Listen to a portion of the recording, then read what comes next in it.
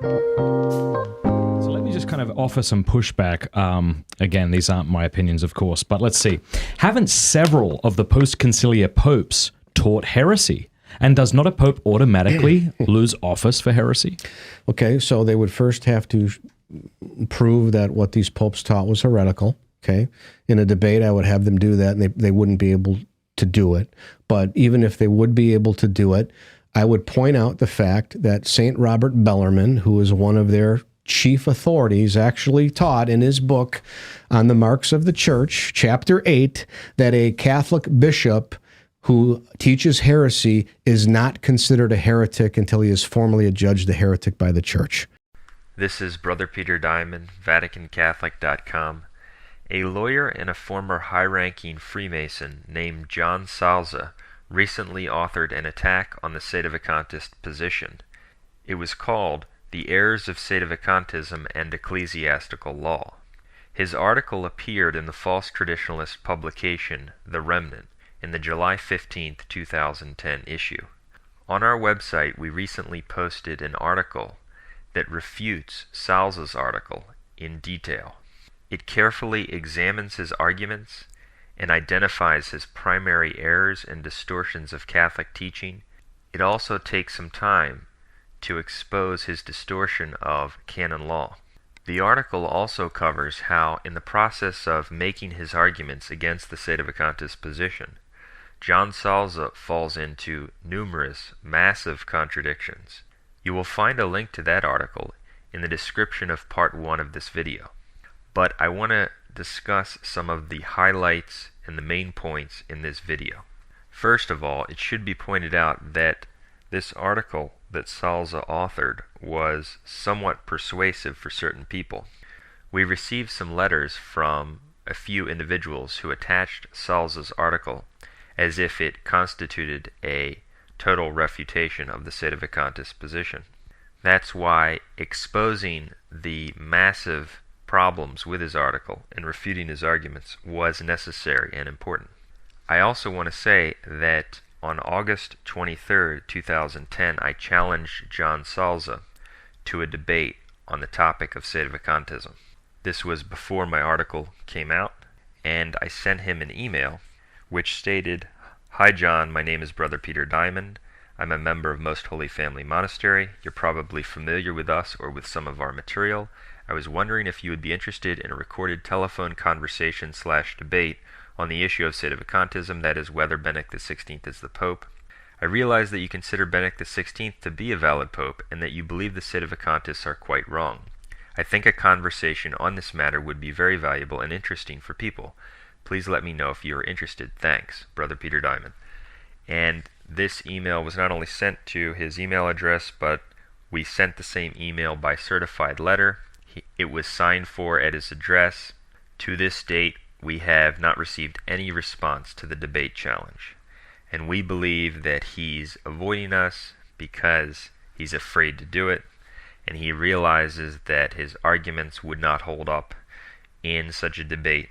Moreover, he couldn't escape addressing the heresies of Benedict XVI, which absolutely make a mockery out of the position he holds, and completely refute any idea that Benedict XVI is a valid pope. Furthermore, since he actually had the audacity to call Sedevacantists, quote, empty heads, or say that they should be called empty heads, the fact that he's afraid to engage in a debate with us really speaks to his insecurity, his cowardice, and his inability to defend his position. Now, I want to move to summarizing the main problems with Salza's argument so that people understand how fallacious it is. Later on, I will get into his massive contradictions and show how, in the second half of his article, he actually denies his central argument. But let's now look at his primary error. In his article, Salza basically tries to draw a key distinction. At the beginning of his article, he admits that Canon 188.4 of the 1917 Code of Canon Law teaches that those who publicly defect from the faith lose their offices without any declaration. It's plain, it's clear, it's right in canon law, and this is the application of the principle that heretics are automatically expelled from the church and lose all authority within the church. So at the beginning of his article, to sort of pay lip service to this fact which no one can refute, he says that the Sedevacantists are right in asserting that this is the teaching of the divine law. Quote, Sedevacantists correctly maintain that divine law expels a formal heretic from the church without further declaration.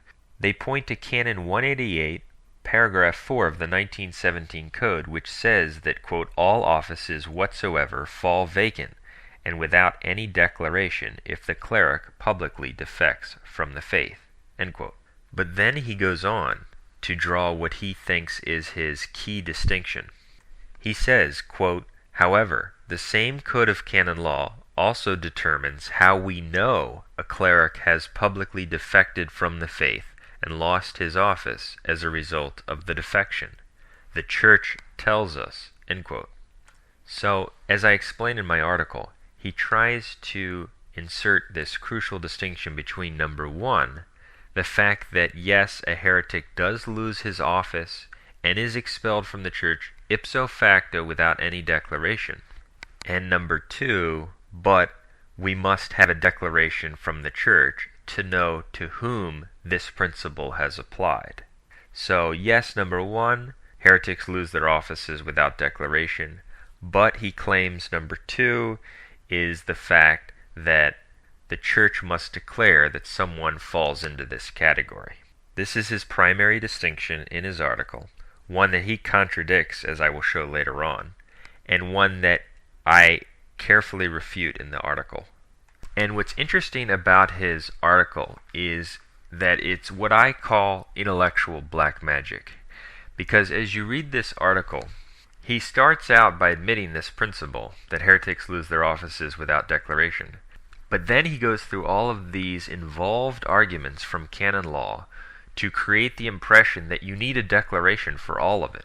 And so the effect for the person who cannot see through its subterfuge is that he essentially turns on its head the principle that he admitted at the beginning. Without declaration turns into, you must have a declaration. And by the end of the article, they've forgotten what he already admitted, that heretics lose their offices without any declaration. And I'm going to go through and expose the dishonest way in which he did this, and how in each case his arguments are false. So let's zero in on this second part of his claim, that we must have a declaration from the church to know to whom this applies. In other words, in order to identify that someone falls into this category of having lost his office without declaration, we need a declaration. Is that what the church teaches? We all agree it teaches number one, they lose their offices if they are in fact heretics. But does it teach number two, that we cannot know someone is a heretic and falls into this category where he has lost his office without declaration until the church declares it concerning him? No, it is not the church's teaching, as I will show. But the first thing I want to say, think about the logic of this argument. What would be the point of the church's teaching and the divine law, that heretics lose their offices without any declaration, if we must always wait for a declaration from the church to reject that individual? The teaching would be pointless, because in each case you would have to wait for the declaration. It would have no practical effect or ramifications whatsoever for the people who are subject to the heretic. So, refuting his principle number two, the second part of his distinction, I'm going to quote Pope Paul IV's bull, Cum Ex Apostolatus Officio, February 15, 1559. I'm just going to quickly summarize it. I'm not going to quote the whole thing. Salza also makes reference to this bull in his article. And as most people familiar with our material and this issue know, it teaches that the election of a heretic to the papal office would be invalid without any declaration. Okay, so it teaches principle number one, that we all agree, that heretics cannot retain or even be elevated to offices within the church. But it also refutes Salza's number two, because Pope Paul IV not only teaches that the heretic cannot have the office, that he would not be the pope, even if all the cardinals accept him, but Pope Paul IV also teaches that any and all persons who would have been subject to those thus promoted or elevated, referring to people who are elected as heretics, including the laity, quote, shall be permitted at any time to withdraw with impunity from obedience and devotion to those thus promoted or elevated, and to avoid them as warlocks, heathens, publicans, and heresiarchs. End quote. So Pope Paul IV completely refutes and destroys Salza's argument and his whole article and his key distinction, because he not only says, number one, that the heretic will not have the office because he can't, he's not in the church, but he says the opposite of Salza on number two, that Catholics, before any declaration has been made, can reject the heretic. So contrary to what Salza says, Catholics must wait for the declaration from the church to determine who falls into this category. Wrong. Pope Paul IV completely refutes it by saying that prior to any declaration, Catholics can reject this person if it is clear that he's a heretic. That blows his whole argument out of the water, and I will go through more of his errors in the next part. And it's important to listen to the remaining parts because there are some massive contradictions and some deeper issues involved on which Salza truly stumbles. And in exposing them, we see the full extent of the deception that was involved in this article, as well as in those who obstinately adhere to the antipope and the counter-church.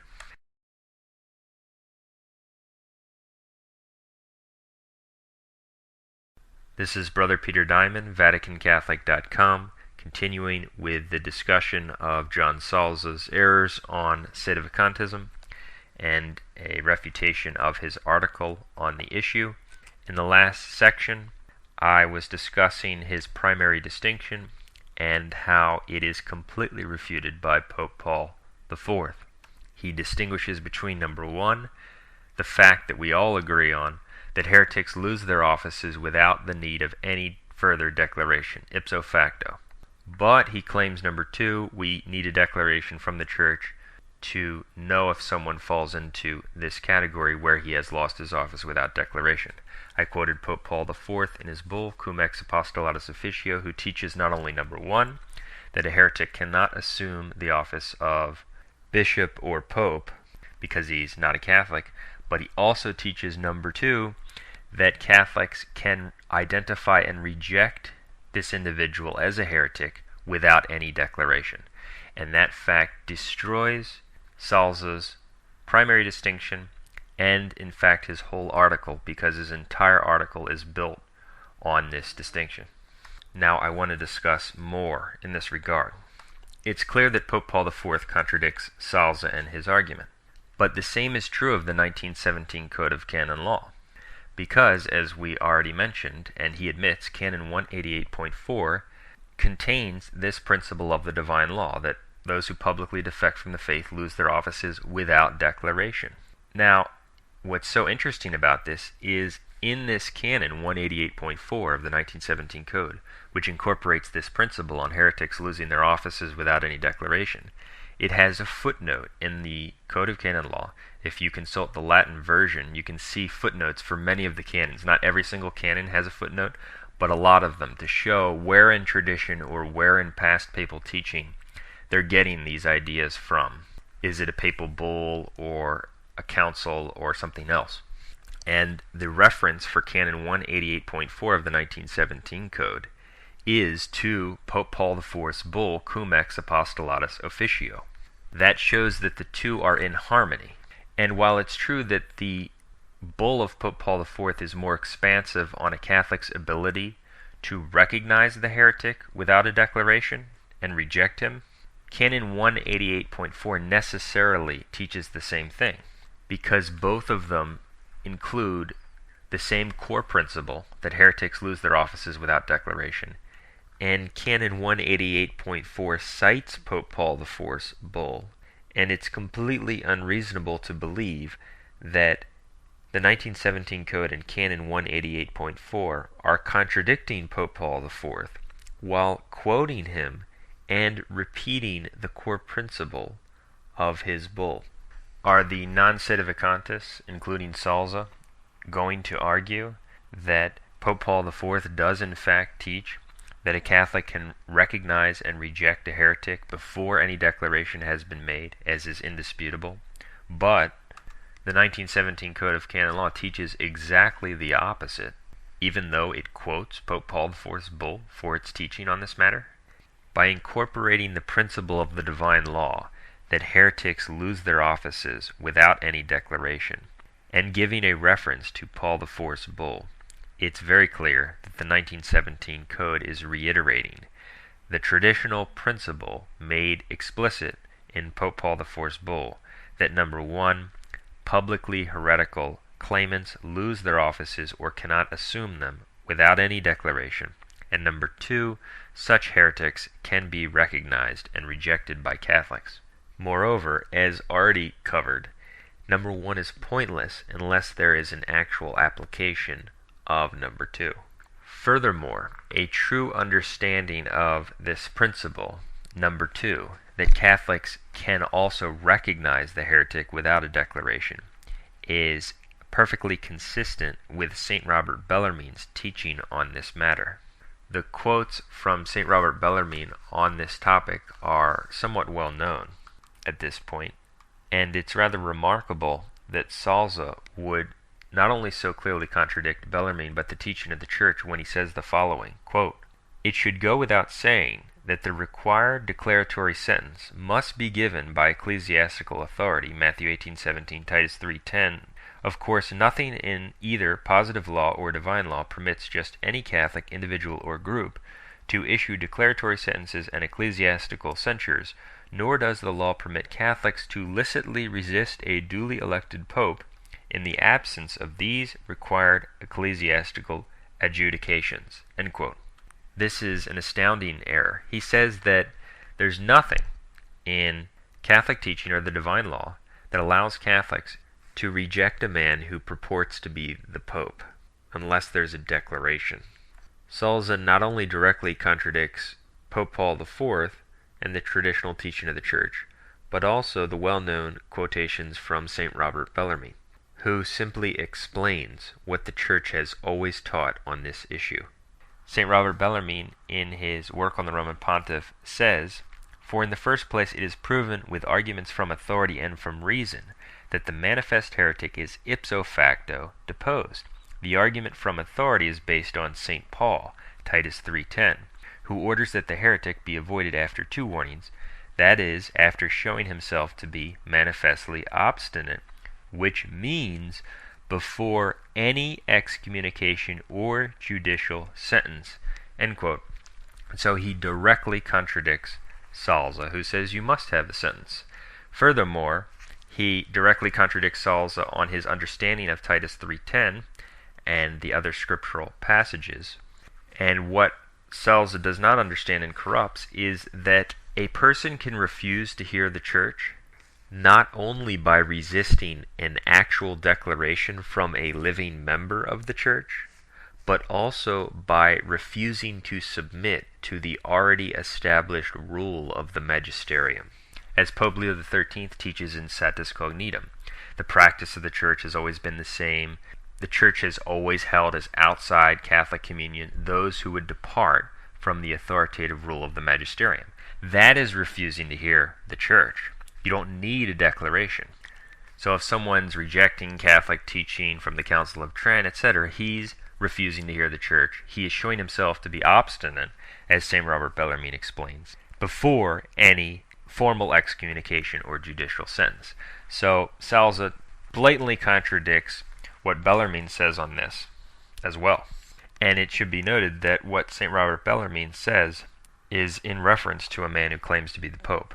So he obviously teaches that a so-called Pope who is clearly heretical can be recognized and rejected without any declaration. And there's an even more precise and devastating quote I'll get to later, which further refutes Salza and his fellow heretics. Now that we quoted that, I think it's worth asking, is it likely that St. Robert Bellarmine and Pope Paul IV, who both definitely contradict John Salza, that's beyond dispute, also directly contradict the 1917 Code of Canon Law on the matter of a Catholic's ability to recognize a heretic without any declaration, principle number 2, while being perfectly in harmony with the code on the related issue of loss of office without any declaration, principle number 1? Or is it more likely that John Salza has misunderstood and misapplied the canons he thinks teach a declaration is always necessary for a Catholic to recognize and reject a public heretic? It's obviously the latter. Salza has distorted and misapplied the canons he uses, as I will show very clearly. And so we have Pope Paul IV, Bellarmine, clearly teaching that you can recognize that someone has lost his office without any declaration. We have the Code teaching that they lose their offices without any declaration, citing Pope Paul IV. We also have the argument from reason that number 1 would be pointless without number 2 if you couldn't recognize it. It's undeniable what the Church teaches on this issue. With that said, let's move on to Salza's massive distortion of various canons of the 1917 Code of Canon Law. And you will definitely want to stay tuned for when I get into his astounding contradictions.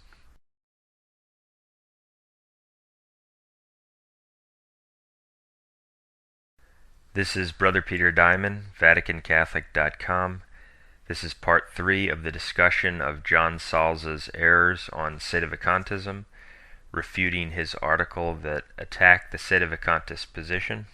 In the last part, we left off speaking about how John Salza's primary distinction between the fact that heretics lose their offices without any declaration and number 2, that a declaration is supposedly required for Catholics to identify who is a heretic, is completely refuted by the teaching of Pope Paul IV, St. Robert Bellarmine, who is simply explaining what the Church has always taught, and also by the 1917 Code of Canon Law, because it quotes Pope Paul IV's bull while repeating the core principle that heretics lose offices without any declaration. Nevertheless, Salza's article asserts repeatedly that the 1917 Code of Canon Law, and that's primarily what he relies on, teaches that a declaration is required for a Catholic to recognize a heretic. So now I want to look at the canons he brings up and show how he has misused and distorted them completely. He cites canons 1557 and 1558 of the 1917 Code of Canon Law, and he says, quote, "First, the 1917 Code says that the Pope is the sole judge of the cardinals. Canon 1557, paragraph 1-2 says, quote, "It belongs entirely to the Roman Pontiff to judge cardinal fathers, cardinal priests," end quote. Moreover, Canon 1558 says, quote, "In the causes of which Canon 1556, 1557 treat, the incompetence of any other judge is absolute," end quote. In other words, only the Pope and no one else can judge a cardinal in doctrinal or disciplinary matters. The Pope's authority is absolute in this regard. Unlike the Pope, who has no judge, the cardinals do have a judge, and it is the Pope alone. Therefore, the Pope alone determines if a cardinal, prior to his elevation as Roman Pontiff, has deviated from the Catholic faith or fallen into some heresy. End quote from Salza.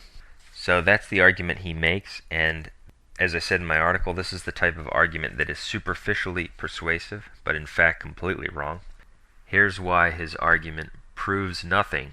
It's because these canons pertain to trials. They have no relevance to the issue.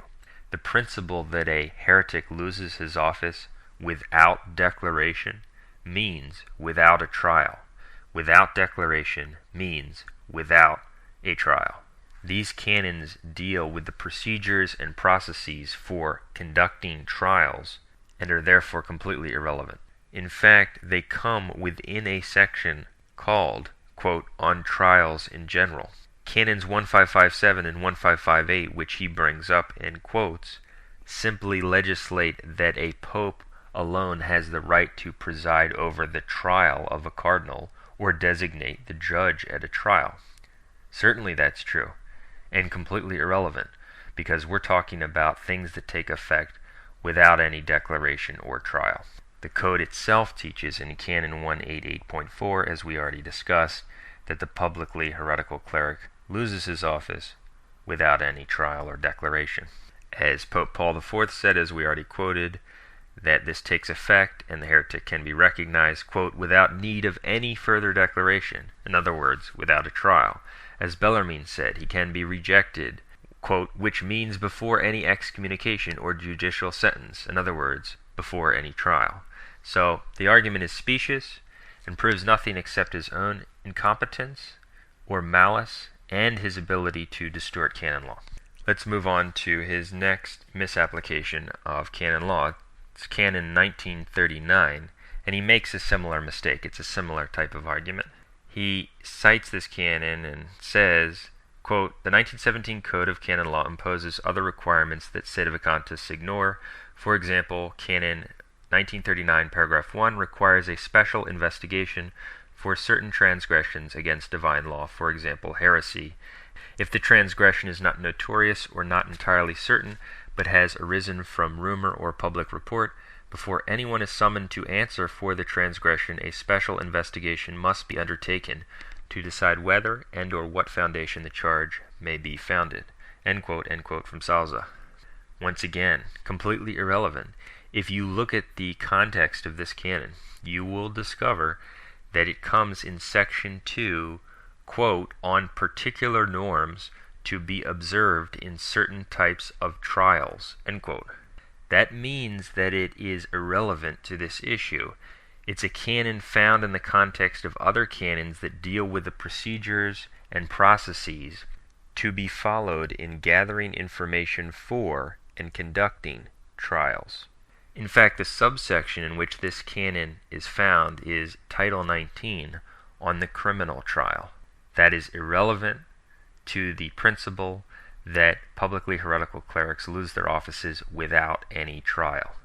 Obviously, the code is going to lay down procedures for how trials are to be conducted and how an investigation should occur in normal times. However, these procedures do not invalidate the principle that the code already taught in Canon 188.4 and was taught by Pope Paul IV and by Bellarmine, and flows from common sense and all of church tradition on the external unity of faith, that a clearly publicly heretical cleric loses his office and can be recognized without any trial. And this is especially true when we consider situations in which those who would be held responsible for investigating ecclesiastical crimes are themselves the ones who have publicly defected from the faith, rendering a normal investigation procedure impracticable. And that's why the Code and Pope Paul IV and the tradition of the Church teach that heretics can be recognized without any declaration. Because if you always had to wait for the declaration, then a Catholic would be at the mercy of the wolf. In fact, in his bull, Pope Paul IV says that he made this decree specifically to make it clear that Catholics could reject such a heretic, so that the, quote, abomination of desolation would not take root in the Church of God. In other words, he saw that if people followed this false principle promoted by Salza and similar deceivers, that you always must submit to the man who purports to be the Catholic authority, even if he completely rejects Catholic teaching and is spreading a new religion. They would be following him to their own damnation. And so, to free Catholics from such bondage, they explicate this principle, which is what the Church has always taught, that those who defect from the faith must be rejected, because you cannot have an external unity of faith with people who are denying Catholic teaching. And so the argument again is very deceptive, 100% irrelevant, and false. It deals with trials, and that's irrelevant. And to show the demonic stupidity behind these arguments, we just have to consider that according to Salza and his fellow heretics, Catholics, since they have to wait for a declaration, should profess communion with the Vatican II clergy, who themselves profess communion and in fact commemorate as a servant of Christ people like Ted Kennedy, who was in favor of, quote, gay marriage and abortion. According to the demonic stupidity of this argument, you have to profess communion with Benedict XVI, who just last week was in England mocking the English martyrs in a Protestant abbey with a pro-homosexual layperson posing as the Archbishop of Canterbury, head of an Anglican non-Catholic sect which rejects the papacy, rejects Marian dogmas. He gives a, quote, joint blessing with this notorious heretic and engages in condemned interfaith worship with him. This is just standard in the counterchurch. This is totally incompatible with any kind of concept of historic Catholic teaching on heresy, on schism, etc. It's gone. If you listen to any discussion of these events by mainstream Vatican II figures, they do not regard the Protestants and the schismatics as heretics or schismatics. They can't, because Benedict XVI doesn't. And so what has been imbibed is a total repudiation of traditional Catholicism. Heresy is no longer heresy, schism is no longer schism, and this is the end result, the demonic result, of the teaching of heretics like Salza, who would have Catholics submit to a clear antipope, a heretical monster like Benedict XVI, and pervert Catholic teaching, which truly declares that you can recognize such obvious defectors from the faith as outside the church. It's not a question if Benedict XVI believes in traditional Catholic teaching. He doesn't. It's a fact. So in the next part, I'm going to cover more, and you definitely want to stay tuned for when I get into his astounding and revealing contradictions. In the next part, I'm going to discuss his false claims about the heresies of the Vatican II antipopes and why he thinks they are not public. This is Brother Peter Diamond, VaticanCatholic.com, continuing with part 4 of the discussion of John Salza's errors on Sedevacantism. In the last part, we talked about some of his misapplications of canon law and how he wrongly applies canons that deal with the procedures and processes for trials to this issue, and they are irrelevant because the principle at work is loss of office without any declaration or trial. Now I want to look at his claim that the heresies of the Vatican II antipopes are not public. In his article he says, quote, the alleged heresies of Cardinal Roncalli must be considered not notorious and not entirely certain because they do not meet the definition of public and notorious under Canon 2197 of the 1917 Code. The alleged heresies cannot be considered public under Canon 2197 paragraph 1 because they were not already commonly known, evidenced by the fact that Pope Pius XII neither investigated nor rendered any judgment against Roncalli for heresy, and almost the entire Catholic population accepted Roncalli as Pope. Further, under the same canon, the circumstances were not such as to lead to the conclusion that the alleged heresies would easily become commonly known, evidenced by the fact that over the last 50 years the College of Cardinals, the 4 successor popes in almost the entire Catholic world, held Roncalli as a true pope, end quote. Now there are a number of errors to refute in this paragraph. First, notice how he's still applying his completely false understanding of canons 1557 and 1558. We previously discussed how those canons deal with the fact that a pope alone can preside over the trial of a cardinal. They do not teach that you could never recognize that a cardinal is a heretic unless a pope declares it. And so, applying his completely false understanding of that canon, he says you could never say that Roncalli, John the 23rd, was a heretic because Pope Pius XII never declared it. This is totally ridiculous. As I said in my article, it's similar to evolution, which starts with a fraudulent fossil and constructs an entire body out of it, and it ends up with a monster. He starts with a false premise and just builds upon it and repeats it over and over again. So his attempted application of those canons is wrong, again, as we already showed. But let's look at Canon 2197.1 and what it says about public. It says, a crime is public if it is already commonly known or the circumstances are such as to lead to the conclusion that it can and will easily become so. End quote. So the question is, are the crimes of the Vatican II antipopes public? Of course they are. Is it commonly known that John Paul II and Benedict XVI agreed with Lutherans on justification? Yes, it is. Is it commonly known that they engaged in false ecumenism, condemned interfaith worship, attendance at synagogues, mosques, etc.? Yes, it is. Are there speeches in which they teach that leading heretics and schismatics are in the church, commonly known in public? Yes, they are. To say that they are not public is an assault on common sense. It's an assault on Catholic sense. But what about his claim that the crimes can't be public because almost the entire Catholic world does not consider them to have taught heresy? The answer is that it's irrelevant. Buscarin and Ellis, in their commentary on the code, explain it well when they say about this canon, a crime may be public though known to only a few who are sure to divulge it, end quote. So if most of the population is mired in heresy and bad will, it makes no difference. If the statements and acts are divulged to large numbers in a public capacity, they are public crimes, even if there are only a few people of goodwill and who have Catholic faith to recognize it. So he's completely wrong. Their crimes do satisfy the requirements for public heresy. In fact, many of them come from their heretical public catechism, their heretical official celebrated council, Vatican II, etc. The fact is that all of their heresies are public. And it's so absurd because the opposite of public is occult. So when Benedict XVI sends out a letter, as he did recently, saying that the Jewish feasts of Yom Kippur, etc., bring down blessings, this is a public letter circulated all over the world. That's actually an occult message or a private letter, according to Salza. No, it isn't. It's a public act of apostasy.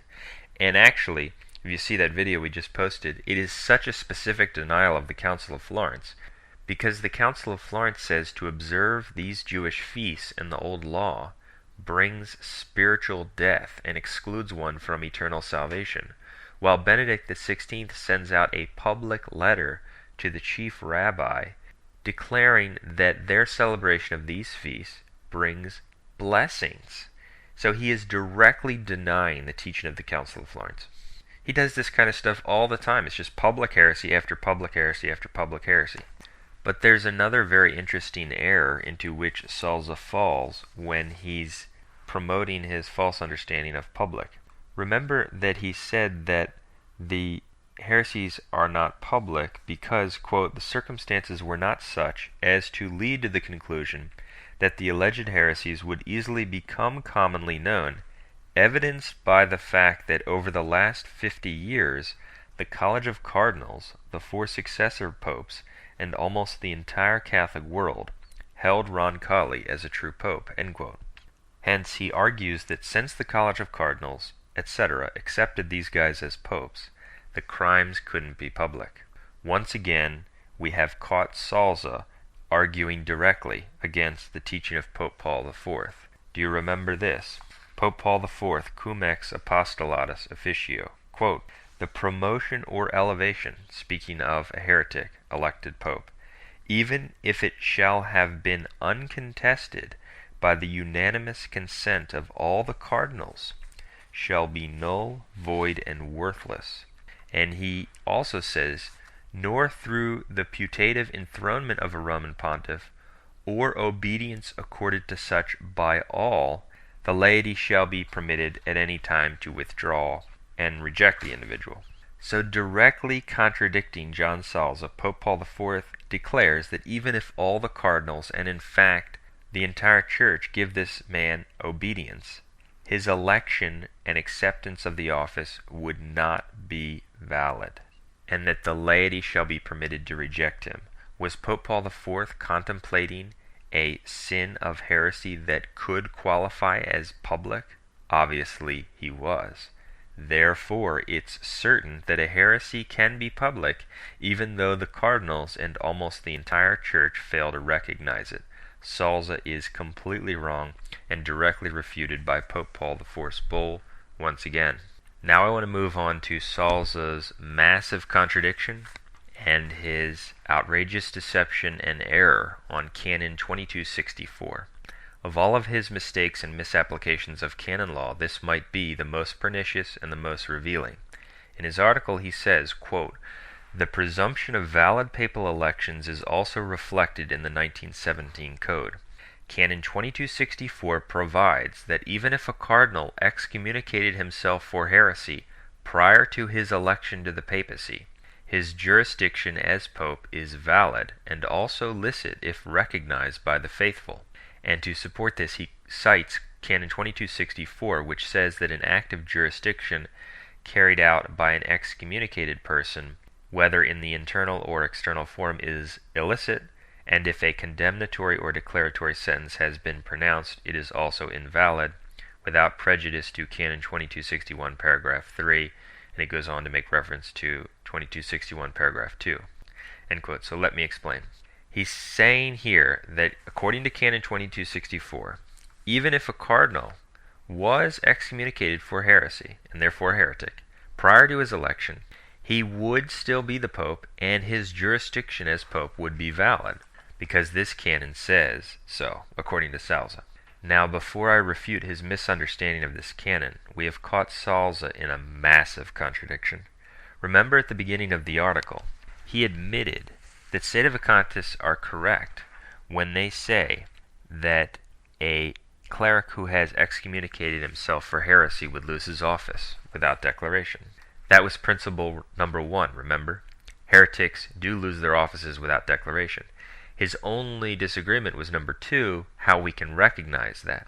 But now he's contradicting himself because he's saying that even if he was a heretic, according to this canon, he still would be the pope and would have jurisdiction as pope, and therefore would have his office. Let me quote what he said at the beginning. Quote, Sedevacantists correctly maintain that divine law expels a formal heretic from the church without further declaration.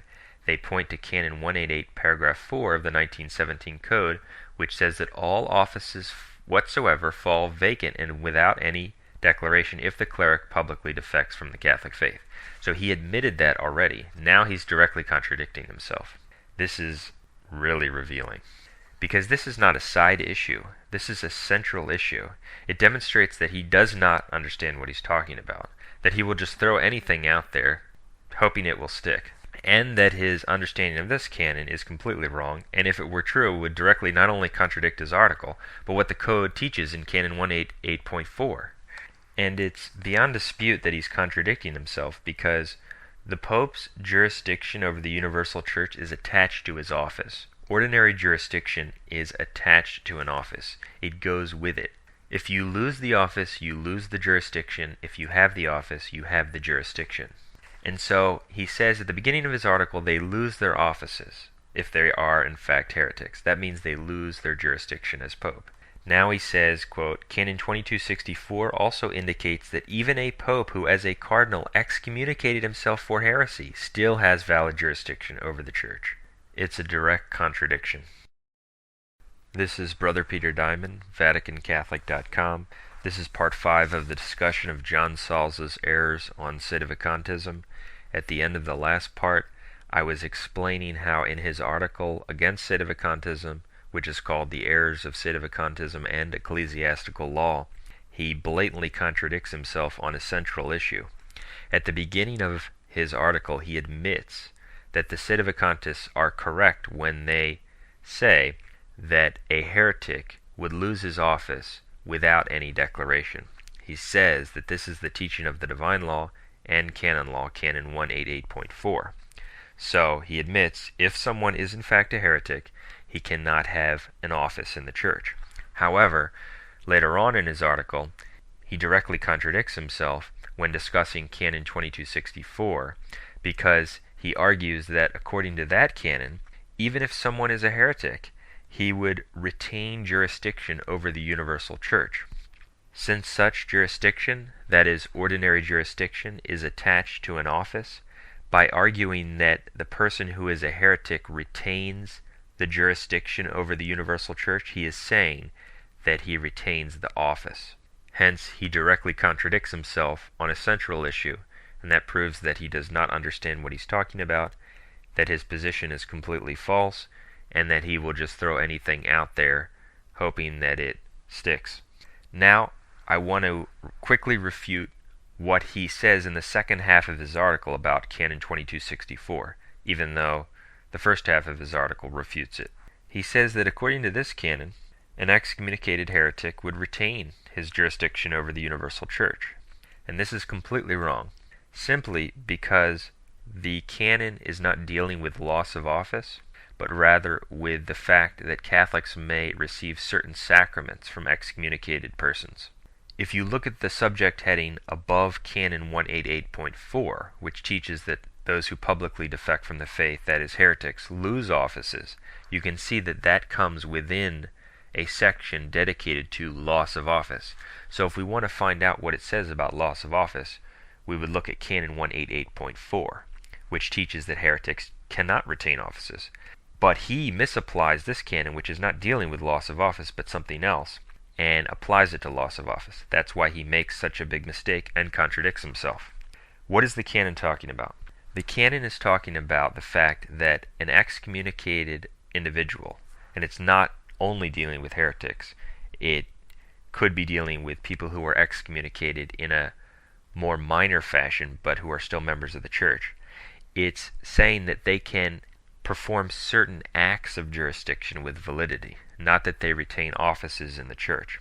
For example, suppose a bishop is a heretic and has excommunicated himself and thus lost his office, but a Catholic is unaware of this and approaches the bishop for confession, and the bishop hears the confession and gives absolution. The church can supply the jurisdiction to that heretical bishop for the absolution. Therefore, that heretical bishop who is excommunicated can perform that act of jurisdiction with validity, but he does not retain his office in the church. That's the crucial distinction that Salza is unaware of or ignores, and that's why he falls into such an error and such a blatant contradiction. That's what Canon 2264 is talking about, and that's further proven by the fact that the canon itself comes within the context of canons dealing with this topic, and it makes reference to Canon 2261 two times. Canon 2261, if you read it, deals with the faithful approaching excommunicated persons for certain sacraments or sacramentals. Exactly what I'm talking about. That, yes, they can administer certain sacraments, for example, confession, and thus the jurisdiction is given to him for that act, not retaining offices. So he completely took it out of context, misapplied it, and in the process contradicted himself. And I explain more about that in my article. So, we've shown that he directly contradicts himself on principle number 1, a central issue, and he completely misunderstands and misapplies this canon. But there's something even more revealing. Remember how at the beginning of this discussion I explained how Salza draws this key distinction between principle number 1, the fact that heretics lose their offices in the church, and principle number 2, how we can know that. He claimed to admit, number 1, that heretics do lose their offices, but said we need a declaration from the church to know number 2. We already showed that he contradicted himself on number 1. Now I'm going to show that he contradicts himself on number 2. Because in his discussion of Canon 2264, he argues that this canon means that self-excommunicated heretics retain jurisdiction in the church. We just refuted that. But when he makes that argument, he falls into this second massive contradiction. Here's why. Canon 2264, as I said earlier, makes reference to Canon 2261. And in Canon 2261, points 2 and 3, it says this in point 2. The faithful may, for any just cause, seek the sacraments and sacramentals from one excommunicated, especially if other ministers are lacking, but from a banned excommunicate, and from others excommunicated after a condemnatory or declaratory sentence has come, only the faithful in danger of death may ask for sacramental absolution. End quote. So Canon 2261 says that the faithful may approach for the sacrament someone who is excommunicated, but someone who has been declared they can only approach in danger of death. What does that presuppose? That, of course, presupposes that the faithful can distinguish between someone who is excommunicated by a declared sentence and someone who has been ipso facto excommunicated. Since Salza includes self-excommunicated heretics within the category of individuals under discussion in this canon and the related Canon 2264, that means that he unwittingly, that is, without realizing it, proves our point that Catholics can recognize on their own that some people are excommunicated heretics, but have not yet been declared excommunicated.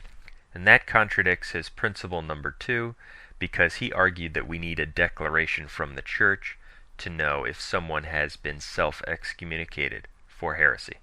We have thus caught him in a second massive contradiction, and a contradiction on his principle number 2. If we apply his own reasoning, we can show that a Catholic without any declaration from the Church can recognize someone as excommunicated and as a heretic before he has been declared to be an excommunicated heretic. So, he's contradicted himself on the 2 central issues. He's contradicted himself on number 1, whether heretics lose their offices without any declaration. And he's contradicted himself on number 2, his argument that we cannot recognize someone as an excommunicated heretic until the Church tells us. This is not even to repeat all of the points we covered earlier from Pope Paul IV, etc., which prove that Salza is completely wrong. It is rather to focus on his own statements which prove that he's wrong. In other words, how he contradicts himself.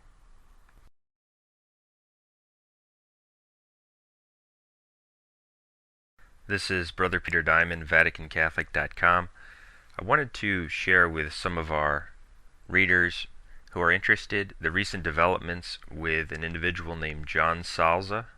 Readers of our website know that back in the summer we posted an article refuting an article that was written by this guy named John Salza against Sedevacantism.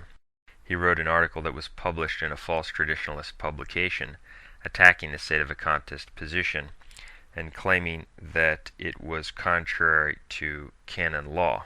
And in my detailed refutation of his article, I go through his arguments. I show exactly why his arguments are wrong. And in the process, I prove that he directly contradicted himself on numerous core issues.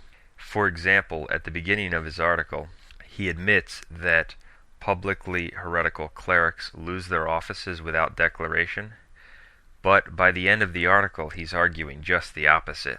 He's arguing that even if a pope were a self-excommunicated heretic, he would retain jurisdiction over the universal church, which means that he would retain his office.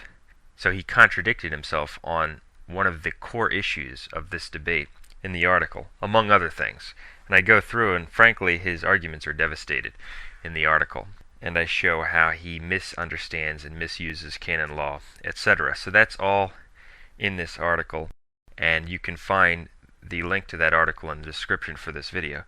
And so we posted that back in the summer to refute what he had published, and it was necessary to do so because some people had been persuaded by his attack on the Sedevacantist position. And he's an apologist in the Vatican II sect. He's also a lawyer and a former high-ranking Freemason. And one of the things that I mentioned at the beginning of my article is that prior to publishing my rebuttal, I had written to Salza and asked him in a friendly fashion if he'd be interested in a telephone debate on the issue. And I quote the email that I sent to him on August 23rd, 2010. And he never responded to that email. We also sent a certified letter to his address, and the letter was received and signed for at his address, and we received no response to the letter. So we sent an email, we sent a certified letter to his address, no response. Our website is also very well known in the traditional Catholic world. It's the most active Sedevacantist website in the world by far. One other person we know, at least, emailed him about our article after it was published. And so anyway, we received no response, and we had moved on. His arguments had been dealt with, and all of this occurred in August and September. Our article was published in September. And so we heard nothing for months, and we had moved on with our lives. But anyway, in late December 23rd, 2010, in fact, we received a surprise email from John Salza. And in a file on our website, and I'm going to link to it, you can see the precise email exchanges that followed after his letter. And in this letter, on December 23rd, and you can read the whole thing, he says that he, quote, just found out that I wrote a rebuttal to his article against Sedevacantism. And he makes it seem as if he didn't know about my challenge to debate him, etc. And he says, let's settle our differences by having a live public face-to-face debate with a moderator at a neutral location. Let me know if you are interested. And what's interesting is, on the same day, we received another email from another individual named William. This is a guy I've debated 2 times. I debated for almost 3 hours on the Sedevacantism position. You can listen to it on YouTube.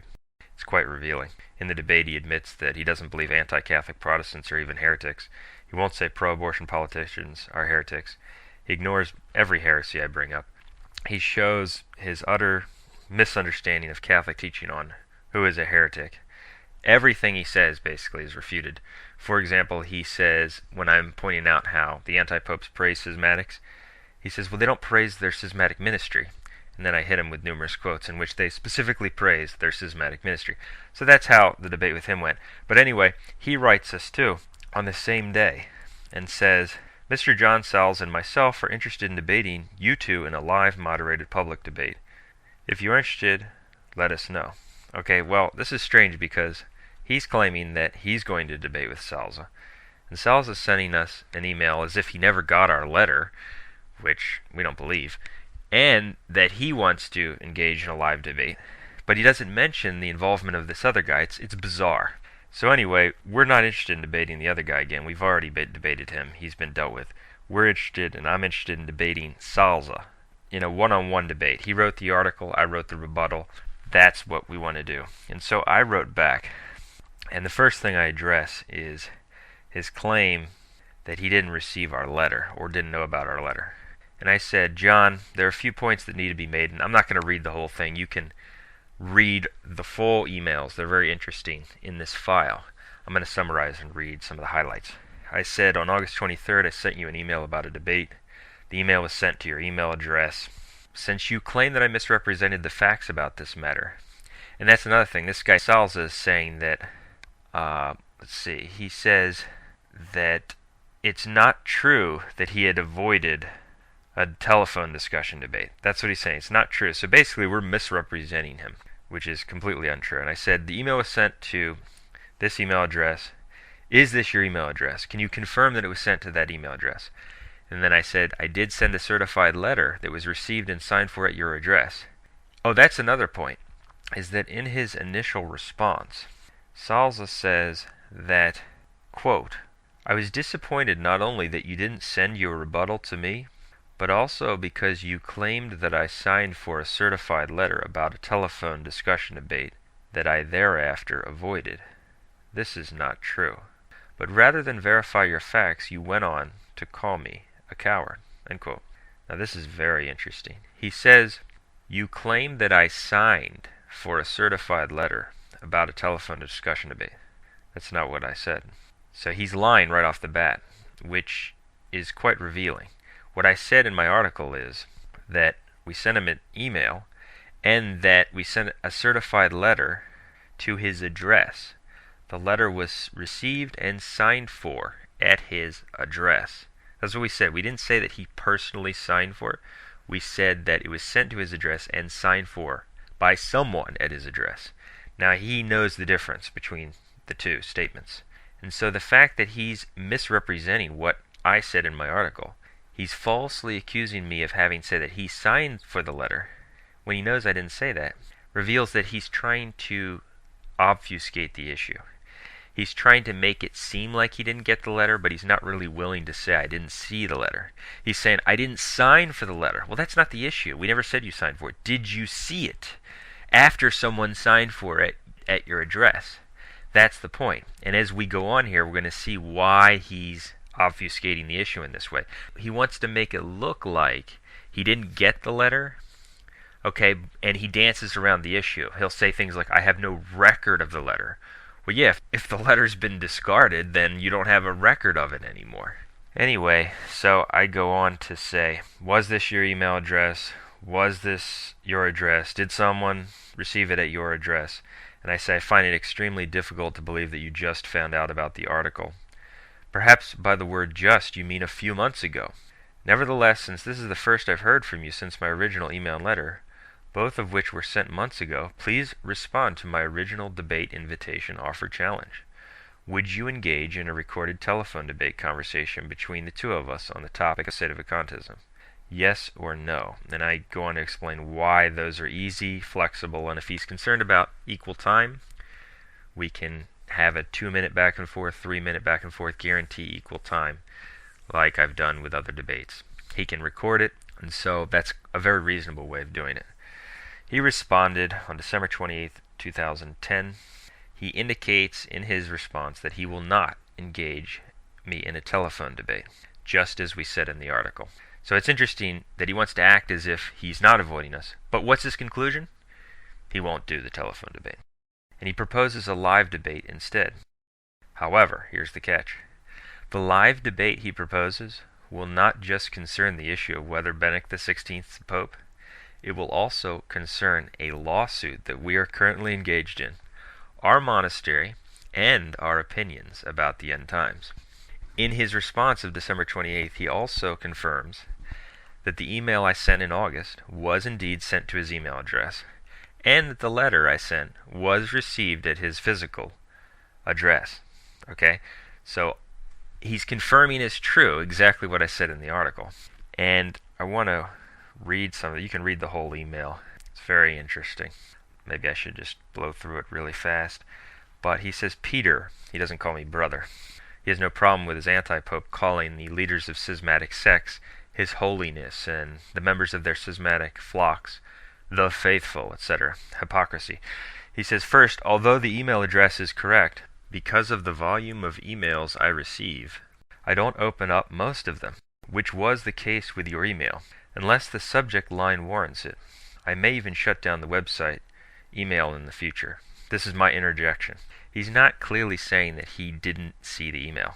He's a lawyer, and this could be a way of saying, I don't open up emails unless the subject line warrants it. What does that mean?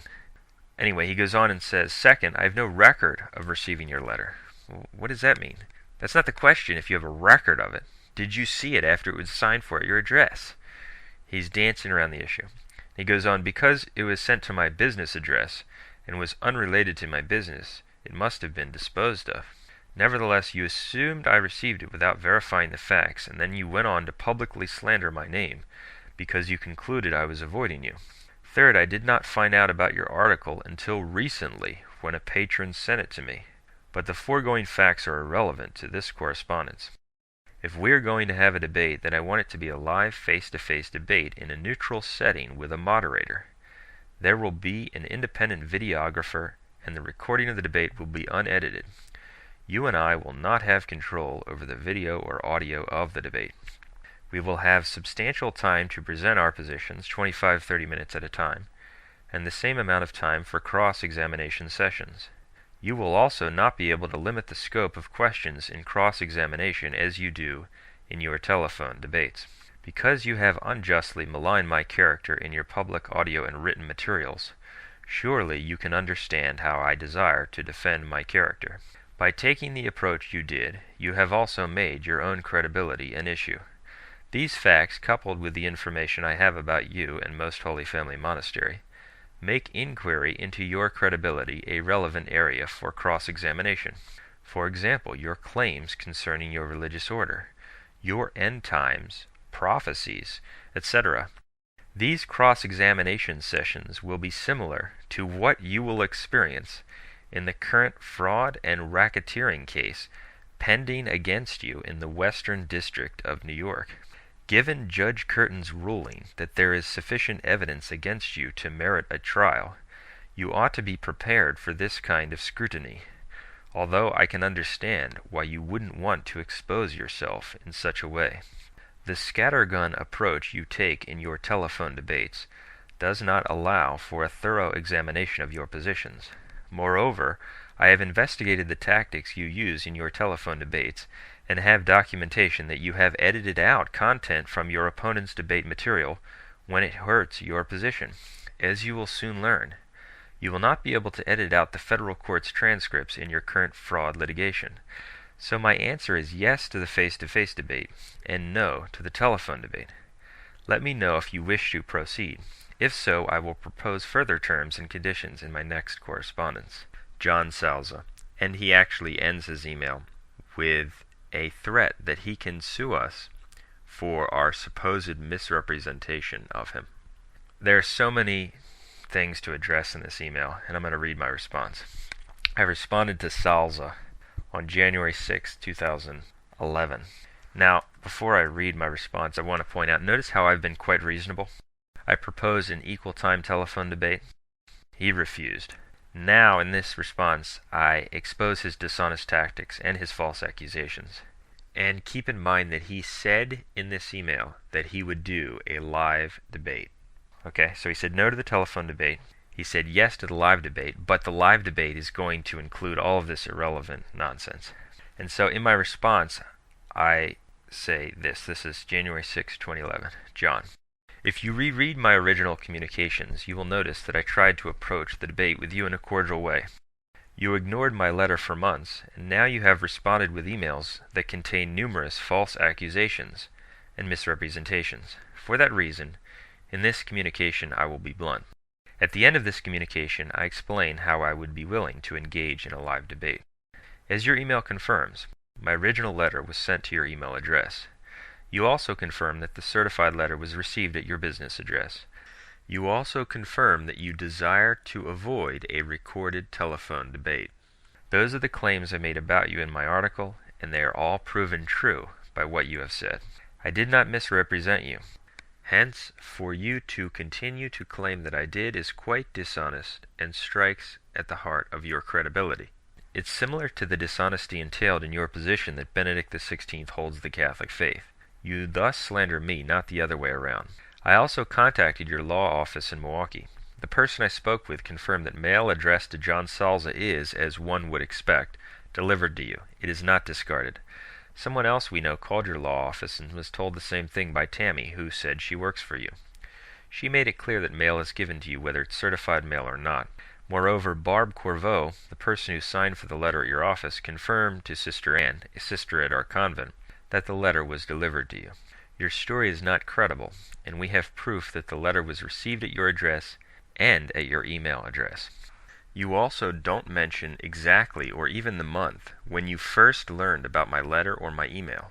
You speak in deliberately vague terms about the issue. For example, you have, quote, no record of the letter.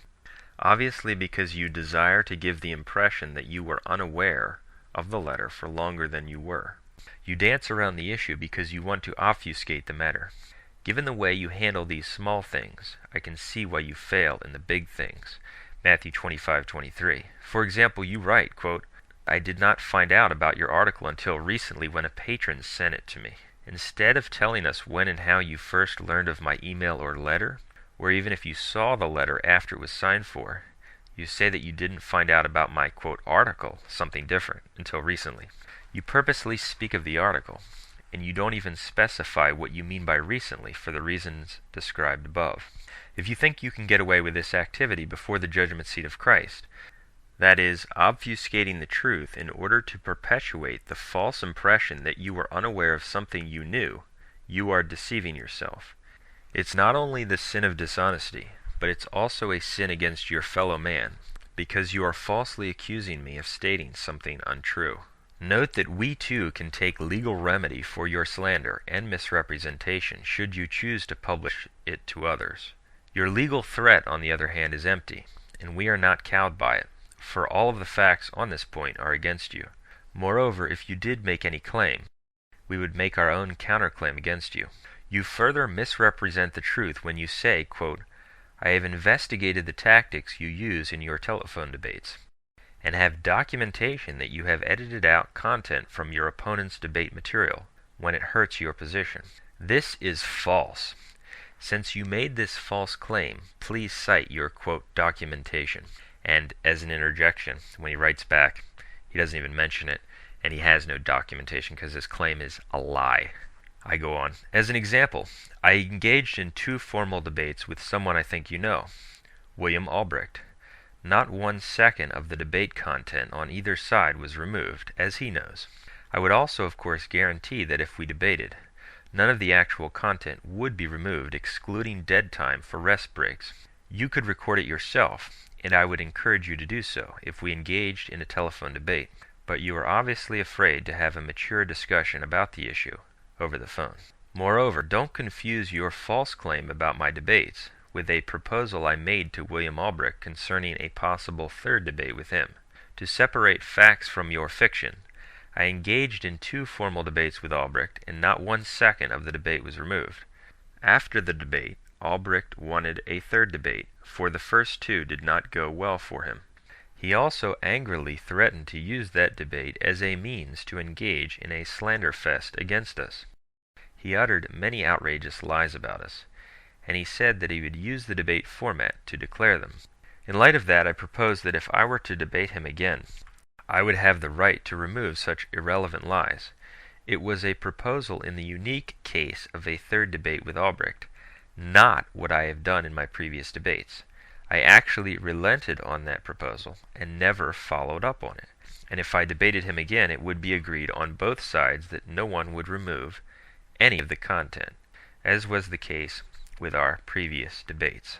So if that's what you are relying on for your false statement about my debates, it shows how seriously you distort facts.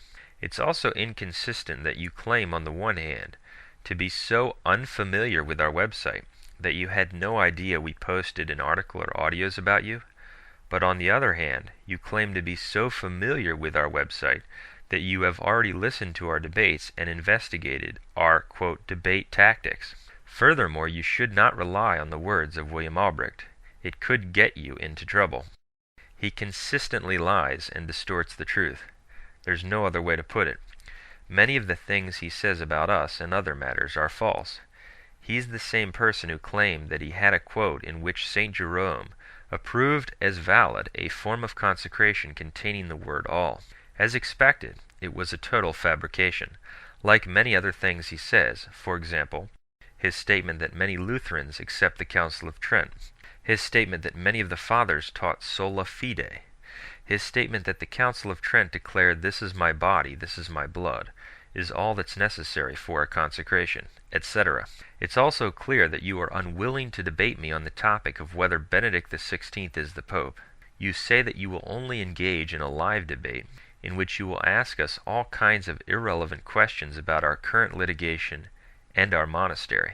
By the way, as an interjection, you can read on our website about this lawsuit we're in. There's a file called Our Lawsuit, and it's a completely baseless claim that a guy made against us, and it's still ongoing, but he's suing us for fraud because we claim to be Benedictine but are not with the Vatican II apostate Benedictines. According to this ridiculous lawsuit, any independent group that claims to be Benedictine is committing fraud. So the, quote, Benedictine monastery in New Mexico that is sympathetic with the Society of St. Pius X, Our Lady of Guadalupe, they are fraudulent according to this reasoning. It's ridiculous, and the guy claims that he was deceived about what he was joining, when anyone who follows our material or knows the guy at all knows that's utterly untrue. He was extremely familiar with our material prior to entering. We would never let anyone enter our community who was not in full agreement. He was in full agreement for over 2 years when he was here, and even made vows. When he left our community, it was not to join the Vatican II Church. It was because he became a radical schismatic, and so it's a ridiculous lawsuit. Also, when this individual entered our monastery, the money he gave to us, he donated. He was not forced to do so. And an outrageous lie has been circulated that there was some written agreement that we were supposed to give him a certain amount of money back, and that we did not do so. That is utterly untrue. It has been and will be exploded in court. No such written agreement exists. There was no written agreement that guarantees him any money back. He donated the money, and yet Salza and all these other mortally sinful liars repeat that falsehood. It's an outrage. And he repeats it even though he has no proof for it, because his arguments were demolished and his article was exposed. And so he has nothing else to say about us but to lie and try to attack us personally with baseless claims. Moreover, back to this fraud claim that this individual's making, his lawsuit is that we supposedly represented ourselves as being part of what he calls the, quote, publicly recognized Order of St. Benedict. And it doesn't take a rocket scientist to figure out that we're quite clear that we're not with the Vatican II Benedictines, those he calls the, quote, publicly recognized Order of St. Benedict. And since the court cannot rule on who is a true Benedictine, What he has been left with is making an argument that he thought he was joining the Vatican II Benedictines, when that is a joke. In fact, in his filed responses, he has contradicted himself so many times on the Benedictine issue. In his reply to our counterclaims, he admitted that he cannot identify one person he believes to be a true member of the Order of St. Benedict. Yet he's suing us for not being with the, quote, publicly recognized order, or for supposedly having claimed to be part of the publicly recognized order. He also admitted in his affidavit that he filed that he does not believe the publicly recognized order is truly legitimate. He says, quote, "My own belief is that the publicly recognized Order of St. Benedict organization has in recent decades departed from authentic Catholic religious doctrine on certain matters, and that this undermines its Benedictine legitimacy. I understand that the defendants share this belief, which they have stated publicly since before my entrance into Most Holy Family Monastery," end quote. So he's admitting here that he believes the, quote, publicly recognized order has departed from legitimacy, and that he shared our belief, which we were public about. So there's no fraud there. Now, he contradicted this in other filings. He went on to say in one of his replies to a question we asked him that he believes that, quote, the persons and monasteries that are now publicly recognized as the OSB are legitimate members of the OSB. And he even says that this is after, quote, further consideration, and that he was in a state of puzzlement. So that means that he has changed his position on who is, quote, Benedictine within the course of this case. And this is also stunning apostasy, because this individual, his name is Eric, he claims to be a Sedevacantist, and yet in this case he has professed that the, quote, persons and monasteries of what he calls the publicly recognized Order of St. Benedict are the legitimate members of the OSB. It's a sin so great it's almost immeasurable. But the point is here, the guy has no credibility. He's all over the map on who is a Benedictine because his claim is frivolous, it's false, and he's made other statements that prove that we didn't deceive him at all. In fact, in a telephone conversation that he had on August 4th, 2008, during the course of this case, he was required to turn over this recording to us. And in this conversation with a woman who is a Sedevacantist, he's complaining that he doesn't even believe in something his lawyer filed on his behalf. And I want to quote exactly from the transcript. This is from the official transcript. And I'm sure that he never imagined he would have to turn over all of this information to us. And so that's why he's making these kinds of admissions. He's talking about, quote, "I just found this out today. Last week, this guy," referring to his lawyer, "put in a brief with the court, you know, in regard to one matter that's coming up here, where he just flat out argues for a good page and a half or so, however much it is, 1 page or something, about how the Vatican II Benedictines are the Order of St. Benedict." And the person he's talking to responds, "Well, they're not." And this individual we're in the lawsuit with responds, "Yeah," end quote. And so he admits that he doesn't even believe, in this case, in what his lawyer filed with the court. That's how ridiculous this case is. And all these facts have come out, and they will further come out. And so they're thoroughly on our side. But this is the, quote, fraud claim. And there's something else that needs to be mentioned in this regard. He sent an email to this same woman, and in the email there was an attached file called Thoughts on OSB. In other words, Thoughts on the Order of St. Benedict. He was required to turn this over to us. And I'm going to quote exactly from what the document says. He says within the document, quote, "I understood that MHFM claimed to be a faithful remnant of the OSB, and that MHFM was not presently affiliated with those commonly considered as OSB." End quote. That's his whole case. With that statement, not to mention many others, he destroys his entire claim. His whole case is that we supposedly claimed fraudulently to be part of what he calls the publicly recognized Order of St. Benedict. In other words, the Vatican II Church, and their, quote, Benedictines. He's admitting here that he understood that MHFM was not presently affiliated with those commonly considered as OSB, which anyone who follows our stuff knows that we're not in union with the Vatican II false, quote, Benedictines. We don't believe they're true Benedictines. So that's how ridiculous this lawsuit is. But our enemies, they have nothing else to say, so they just repeat this thing over and over again.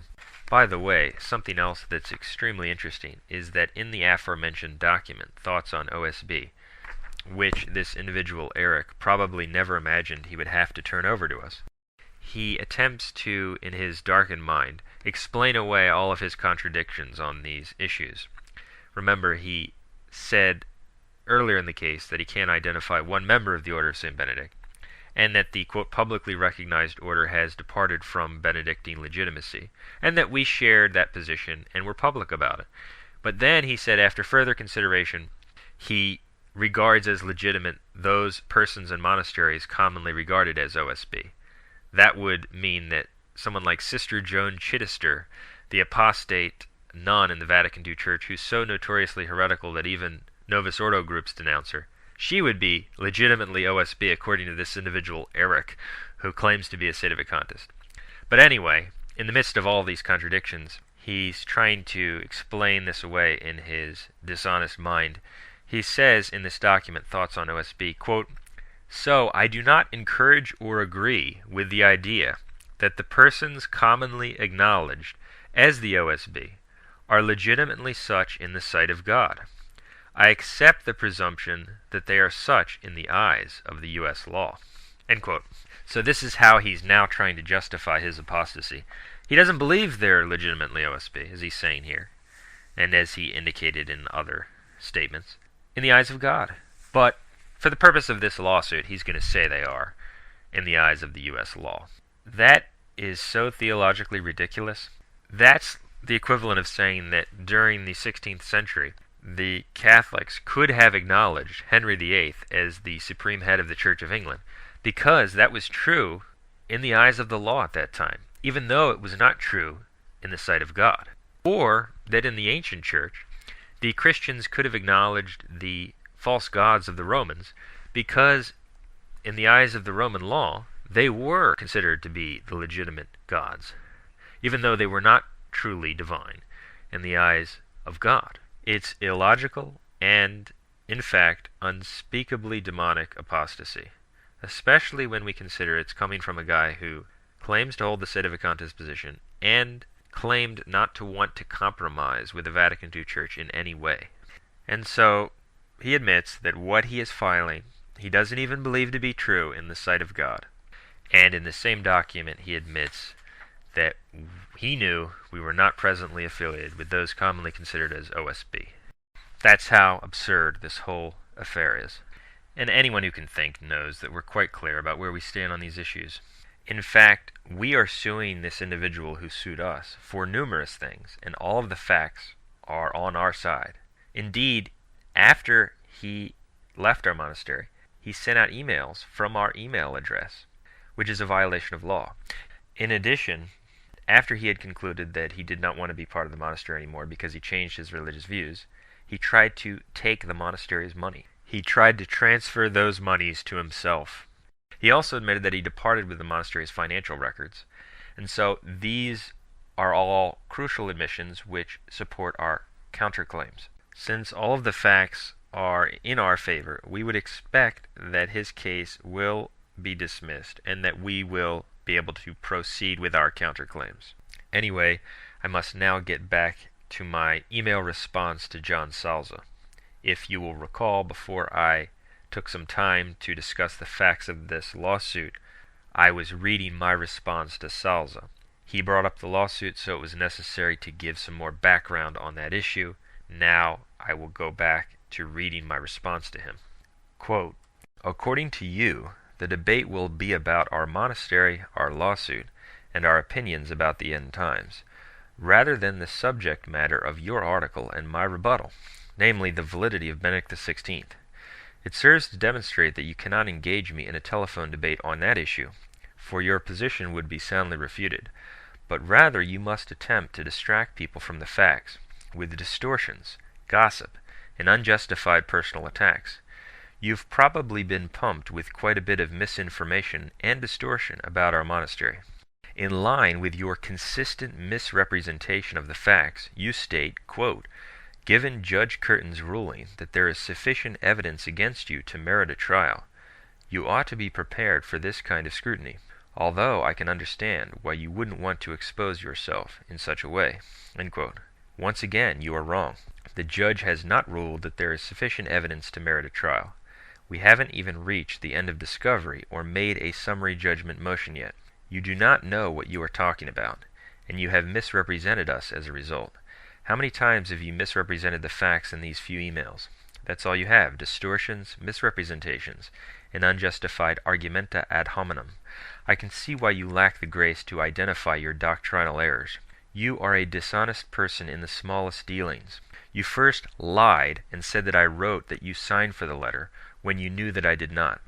As you will soon realize, you will not be able to avoid your lies, your distortions of the truth, your denials of Catholic teaching, and your defenses of some of the worst apostates of all time, for example, John Paul II and Benedict XVI, before the judgment seat of Christ. Any debate encounter we would have would amount to your position being theologically exposed, not the other way around. That would include one in which you would try to muddy the waters by irrelevant and unjustified personal attacks. I would refute your misconceptions, turn away your false claims, and in the process demonstrate that your tactic only reveals the bankruptcy of your position. Perhaps in such an encounter, your apostasy from the Catholic faith and self-admitted decision to make an oath to the devil in the higher echelons of Freemasonry, and how you reconcile that with your, quote, Catholic conscience, might be a relevant area for cross-examination. We could explore why we should have any confidence in the, quote, integrity of a supposed cradle Catholic like you, who, as a Freemason, chose to completely give up Jesus Christ and ally himself with Lucifer for social and worldly gain, and how your integrity compares to mine. Someone who was raised without a religion, chose to enter the traditional Catholic faith and religious life, and alienated a wealthy father in the process. All of this being said, since you refuse to do a telephone debate, I will debate you in a one-on-one live debate on the specific topic of whether Benedict XVI is the Pope. I will do a live debate with you, provided we can agree on the precise terms and format, as long as the debate takes place in Buffalo, New York, or Rochester, New York. Whether you believe it or not, we do live in a religious community and rarely leave the monastery. Since you refuse to do over the phone, you should be willing to come to New York. There are many neutral locations in those two cities. In the debate, I of course can't stop you from saying what you will or asking what you will, no matter how irrelevant or inappropriate it might be. I will respond in an appropriate manner to any irrelevant questions or false accusations you might bring forward. I will demonstrate that your need to venture into unrelated areas speaks to the falsity of your position and your desire to distract from the issue. You can, in turn, attempt to demonstrate why you think my answers, or lack thereof, bolster your position. I go on to talk about how the format should be interactive, and then I close by saying, finally, I must add that if your goal with these communications is simply to accomplish some sort of face-saving measure, we will not let that go unexposed. That is to say, if your intention is to propose something with terms you think will be so unreasonable to me that I can't possibly accept, so that you can receive a no and then attempt to explain away your refusal to engage me in a debate, we can and perhaps will expose that tactic, as well as what you have falsely asserted about my article and audio presentation. Brother Peter Diamond. So that was a long email, but I wanted to read it. After accepting his proposal in this email for a live debate, including one in which he can ask me all kinds of off-topic questions, and those which concern this baseless lawsuit we're involved with. Baseless from the standpoint of the person making accusations against us. One would, of course, expect that Salza would work with me to arrange the live debate, right? He said no to the telephone debate, yes to the live debate, and he wanted to act as if he wasn't avoiding me. So, all right, let's arrange the live debate. But no, as you will see, in his response, he puts up another roadblock, because he had no intention to debate me at all, just as I said in my original article. His goal was simply an attempt to save face. He wanted to propose something that he thought would be so unreasonable to me that I would have to reject it because it would be about this lawsuit. and you don't generally discuss litigation you're involved with, and about, our monastery and other opinions about the end times that are not central to this issue. In fact, I had indicated in email correspondence with another individual he knows that I didn't necessarily want to focus on those other issues. He knew that, and so what he did was he proposed a debate in which all these other things would be mentioned, and he said he'll never accept that, and he expected to get a no. But our position is, let's get it on. We can have a debate, and you can attempt, since you have no argument for your position, to bring up all of these irrelevant side issues, and I will refute you on all of those points as well, and show how it only reveals the bankruptcy of your position. And so I said yes. But in his response, he backs out, and he puts up another roadblock to the live debate. He demands, quote, proof that I am a Benedictine monk before he will engage me in a live debate. But anything I would send him or give him or tell him, he can reject, and thereby avoid a debate. It's truly pathetic, despicable, and cowardly. Here's his response, January 14th, 2011, and I'm going to summarize it. Peter, why are you wasting so much time on the August letter? My administrative staff, whom you harassed with repeated phone calls on January 5 to 6, 2011, told you that as an international firm, sometimes our mail gets lost or is inadvertently discarded. My interjection, it's not a credible story. Mail gets lost, certified mail, and the email. And it would have maybe a tiny bit of credibility if he were willing to engage me in a telephone debate. He's not. Just as I said in the article, that's why he avoided me from the start, because he was not interested. Because 5 minutes into the debate, as soon as I get to ask him questions, his whole position is going to be exposed. I'm going to prove that Benedict XVI and Vatican II officially teach that the schismatic Orthodox are part of the Church of Christ. That constitutes an overthrow of Catholic dogma on the papacy. It absolutely proves that their position is false and that Benedict XVI cannot be the Pope. And they can't handle any of those issues. All they can do is, people can see from our previous debates, is ignore them. That's all they can do. And so these guys, especially the more prominent ones, they will not allow themselves to be in a situation where we could expose their position. He goes on to say, your only possible motivation in focusing on the letter is to malign my character by wanting to claim that I am avoiding you. That is not true. But since you have called me dishonest and publicly defamed my character and good name, your credibility is now at issue. Further, since you have accused me of fraudulently misrepresenting canon law in your response to my article in The Remnant, your standing to interpret canon law is also at issue. Therefore, as a condition to moving forward, please provide me proof that you are a recognized Benedictine monk under the laws of the Catholic Church. Clearly, your alleged status under canon law is relevant to your standing to interpret canon law and declare the Pope a heretic. And he goes on with more of the same, and even says that if he encountered an opposing lawyer who was not a licensed attorney, that he would demand proof that he was, and all of this nonsense. And he goes on, this is not a tactic to avoid a debate. It is a condition to having the debate. In fact, it is the simplest question I could possibly ask you. Prove who you claim to be. And more about the same he goes on to say. Does anyone need to say more about this guy? He proves himself to be a spiritual fraud. He demonstrates the dishonesty of his tactics, the unreliability of his words, by this exchange. He acts as if he didn't know about it, but yet he's not willing to do it, and we have all the evidence that he received the email and the letter. He says no to the telephone debate, but yes to the live debate. Let's do the live debate. Let's settle our differences in a face-to-face live debate. Okay, let's work for it. No, now he's backing out because he never wanted to do it in the beginning. This is outrageous. Outrageous activity. These are the so-called defenders of the antipope. This is why they're blind to the truth, because of this kind of activity. They're not honest people. They're disgraceful. I responded to him on January 21st, 2011. Another thing I want to say is that these lawyers, like Salza, he threatens you. If you try to criticize him, he wants to be a public figure. He wants to put himself out there on, quote, Catholic radio and Catholic TV and publish books. Okay? And yet anyone who critiques and refutes him For example, in my case, he's threatening me for criticizing him. He's threatening me and claiming that I falsely accuse him. It is pure nonsense. And so that's how they try to bully people. But we're not going to be bullied by these heretics. We're not backing down to these heretics. And we'll sue them right back. On January 21st, 2011, I wrote back to this heretic. I said, "The people at your law office confirmed that your mail is delivered to you. They did not, as you falsely claim, tell us that it is discarded. They contradicted your story and what you have said in your latest email.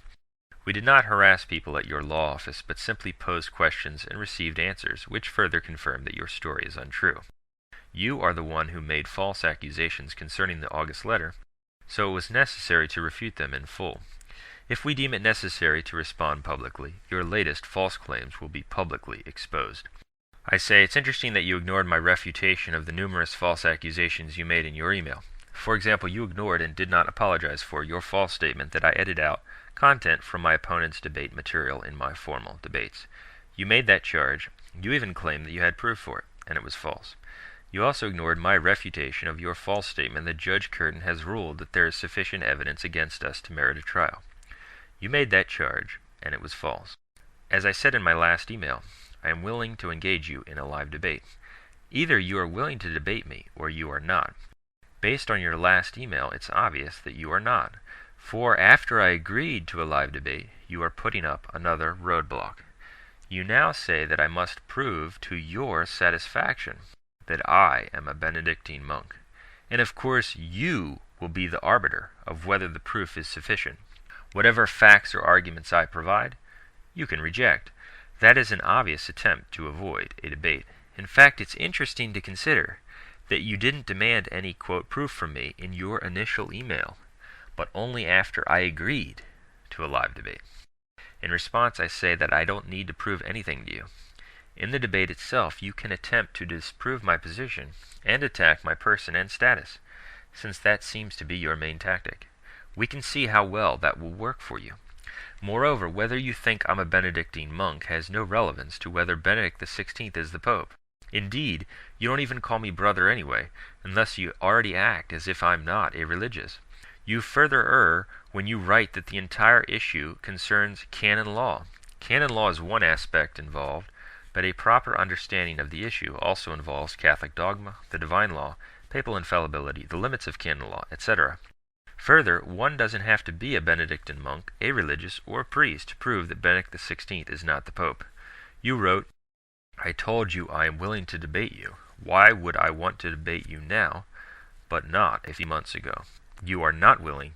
You rejected the telephone debate, just as I said months ago, and now you are finding a way out of the live debate.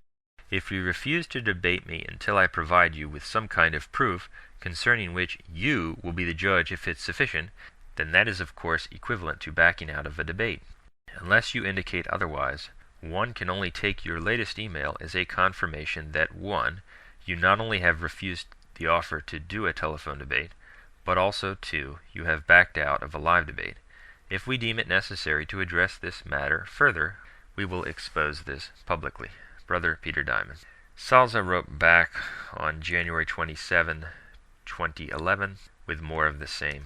He does not accept the proposal for a live debate, but instead demands proof that we are Benedictine monks.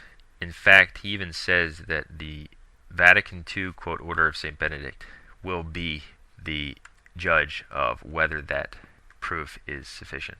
So we felt it was necessary to expose what occurred here, because he shouldn't be able to get away with this. He writes to us and then acts as if he didn't know about this prominent article we had refuting him, acts as if he didn't get the email addressed to his email address, acts as if he didn't get the mail that was received at his business address. It's not credible. And he doesn't directly say that he never saw the letter after it was received. He says he has no record of the letter and other things like that. Then he proposes a live debate, and it's all calculated, we believe. He wants to try to save face because, frankly, the article devastated his position. It completely destroyed his position. And he's also not willing to accept the debate offer. And so we believe he concocted this elaborate plan to save face, essentially, that he would propose a live debate. And a live debate that would include all of this other nonsense. And he would almost certainly, he thought, get a no. And then he could post some article or publish some article in which he says, no, I didn't avoid them. I simply proposed a more professional live debate, and they weren't willing to do it. And his plan backfired. It didn't work because I was willing to do a live debate. Let's do it. Let's see what you can come up with. And all of your tactics will be exposed in the live debate. They won't get you anywhere. For example, one of the side issues that John Salza would try to bring up in a debate, if he were willing to debate us, which he's obviously not, is that we called John Paul II the Antichrist. And this guy Salza is such a liar. He is just a total liar. He says that we, quote, publicly declared that Pope John Paul II was the Antichrist, and the world was going to end during his reign, end quote.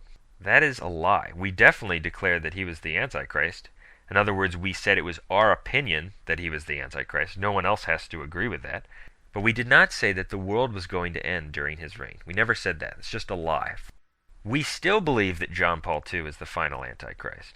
And with the, quote, election of Benedict XVI and how he's moving toward causing people to worship this guy, and how that fits with what's prophesied in Apocalypse 13, it's looking very much like we were correct, and that what we said before Benedict XVI was even, quote, elected is correct.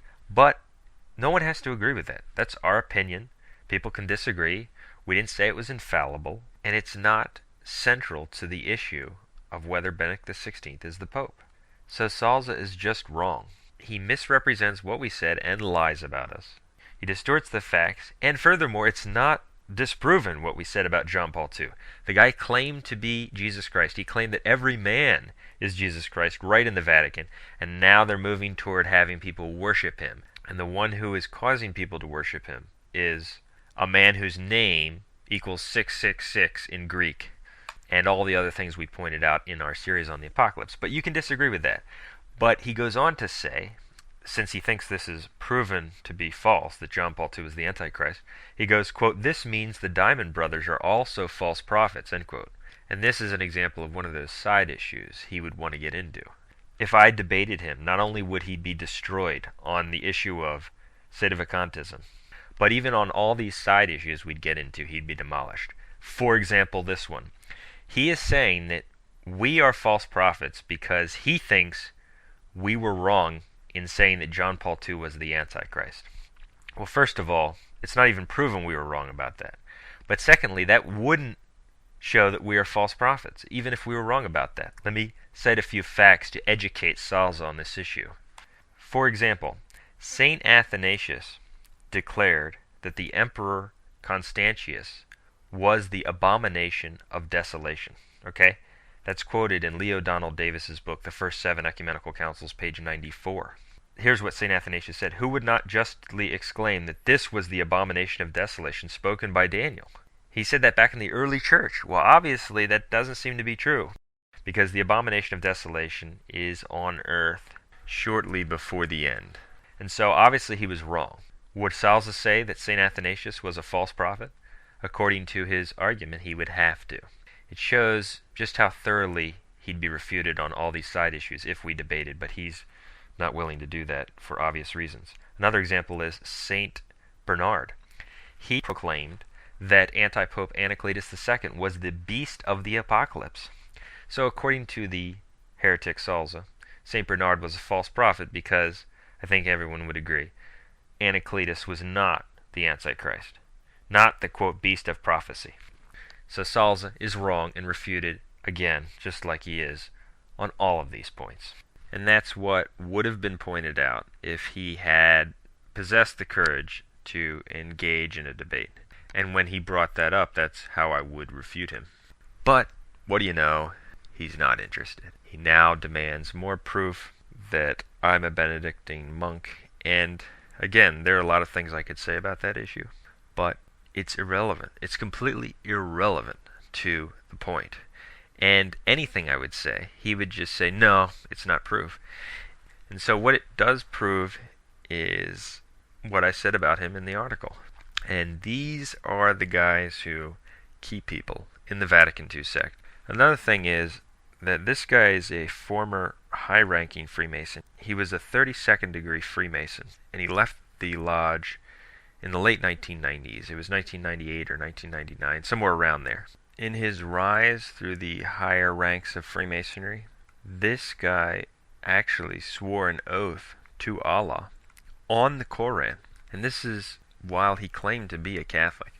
Now, he would admit that he apostatized from the faith and became a non-Catholic.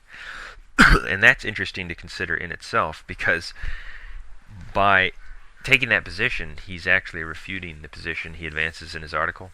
Because the position he advances in his article, which I refute in many ways, is that you cannot determine that someone is a heretic until the church tells us. Then by what authority does he consider Freemasons who claim to be Catholic as non-Catholic? He considers that he ceased to be a member of the church and that other Catholics should hold that position. And he would have to apply that reasoning to other Freemasons who claim to be Catholic. So you are therefore admitting that without a declaration, people who engage in activity that is directly incompatible with the possession of Catholic faith must be considered non-Catholics.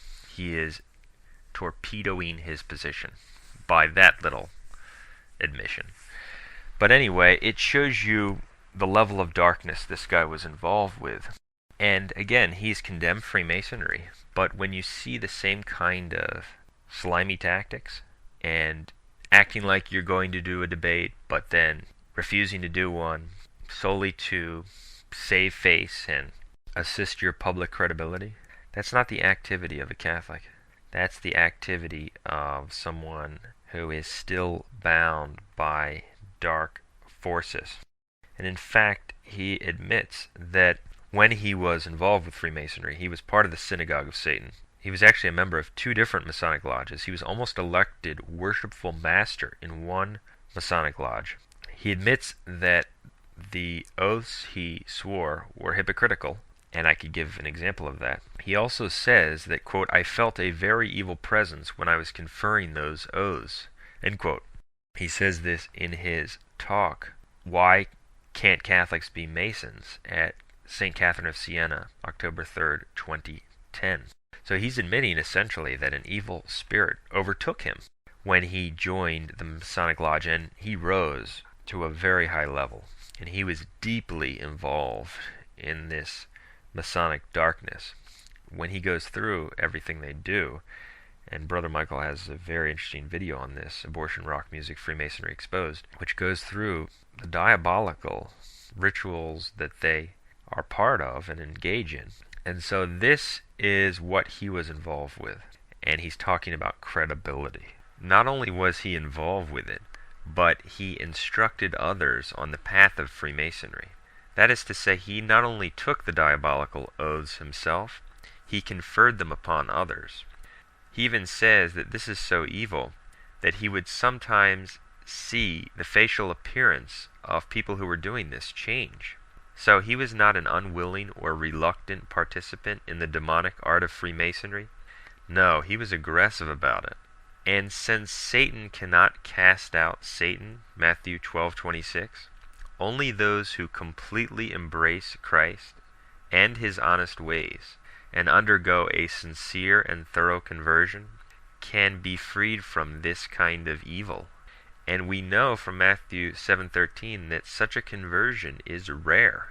Therefore, it's not a surprise that we see that Salza is still so dishonest in his argumentation, in his articles, in his emails.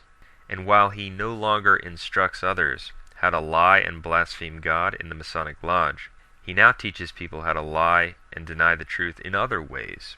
That is, by defending as Catholic people who completely deny the papacy and the Catholic faith, by defending as Christian people who deny Jesus Christ and promote false religions like Judaism and Islam, by distorting canon law and telling us, on the one hand, that heretics lose their offices without any declaration, But, on the other hand, you must regard a heretic as the Pope until there is a declaration, and by misrepresenting Catholic teaching in sundry ways. And again, people can convert, but when they demonstrate this kind of activity, dishonest activity, as I exposed in these emails, then their past activity becomes relevant. So we felt it was necessary to expose what he did because we believe he wanted to spin this whole thing, and we had to tell the people the truth about what happened. The fact is, we're willing to debate him. He won't debate us, even when he's allowed to ask us all of these personal questions. And why does he have to do that? The reason he has to do that is because if we stuck to the issues, his position would be destroyed. And he won't even do a debate, even when he can do that. But the only way he would even consider a debate is if he could bring in all kinds of irrelevant issues and argumenta ad hominem. One final thing to mention is that as I was composing these emails to send back to him, I was thinking about a debate with him, and I looked on his website, and I noticed that he has a section on Eastern, quote, Orthodoxy, and he hosts an article written by another guy named Dave Armstrong. But Salza posts this and endorses it because it's on his website. And here's what it says about Eastern Orthodoxy, quote, Catholics must believe that Orthodoxy is a part of the universal church, commensurate with the Second Vatican Council and many recent papal encyclicals on ecumenism in general, or Orthodoxy in particular, end quote. So this guy Salza, who sometimes purports to be a traditionalist Catholic, he will hang out and speak at conferences with individuals who criticize the Second Vatican Council and its false ecclesiology. He is promoting this totally heretical, revolutionary teaching on the church that the Eastern, quote, Orthodox are part of the church. It says it right here. Catholics must believe that Orthodoxy is part of the universal church. That overthrows all of Catholic dogma on the papacy, but it is consistent with what Benedict XVI teaches and what the Vatican II sect teaches and what Vatican II itself teaches.